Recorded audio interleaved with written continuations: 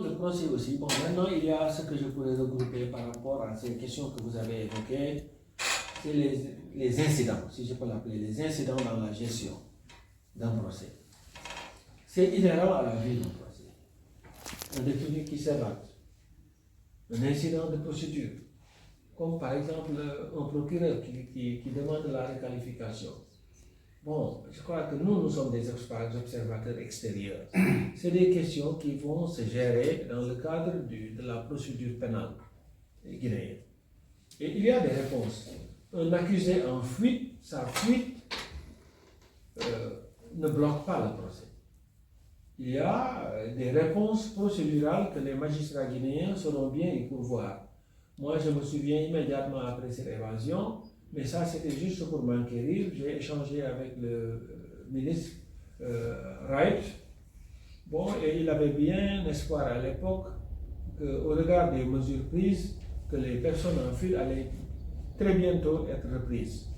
Bon, malheureusement, force est de constater que tout ne s'est pas passé comme prévu. S'il y en a un qui lui-même, je crois que c'est de son propre chef qui s'est rendu, bon, il y en a un autre qui échappe toujours à la justice, mais la justice va suivre son cours.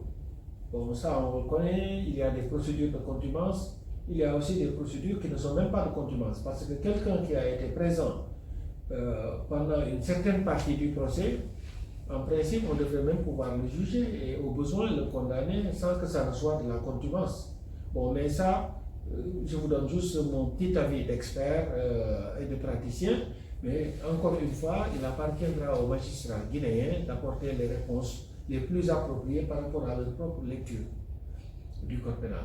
Et ce que j'ai dit à propos de cet incident, c'est la même chose aussi pour la requalification.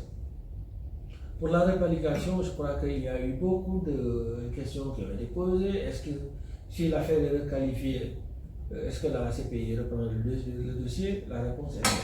Est-ce que nous envisageons même de reprendre le dossier? Là aussi, la réponse est non. Dans l'absolu, si la Guinée se révélait incapable de mener le procès à terme, oui. Mais nous ne sommes pas dans ce schéma. C'est un procès qui continue avec ses incidents et ses défis. Et parfois, nous-mêmes, nous sommes confrontés à des défis parfois similaires. Donc, je crois que ce n'est pas dans notre agenda d'envisager pour le moment la reprise du dossier. Et la requalification, non.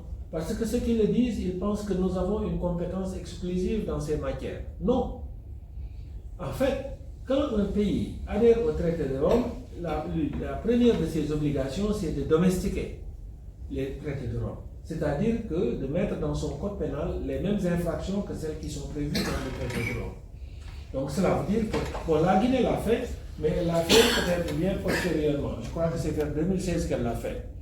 Bon, donc ce qui ouvre tout ce débat, est-ce qu'on peut l'appliquer à ces faits ou pas? Mais encore une fois, c'est les magistrats guinéens qui doivent y répondre. Et avant de quitter la Guinée, j'ai même appris que la question pour le moment est à moitié purgée. Parce que ce qui avait occasionné l'ajournement, c'est-à-dire la cour d'appel qui a été saisie d'un appel de la défense, elle a rejeté l'appel. Et donc, il n'y a plus de suspension et il m'a été indiqué très clairement que le procès reprendra mardi. Ça aurait même dû être lundi, mais avec le lundi de Pâques, donc la reprise est là. Mais il n'est pas question de reprendre ce dossier. Les choses marchent avec les défis et ces défis, nous les releverons ensemble.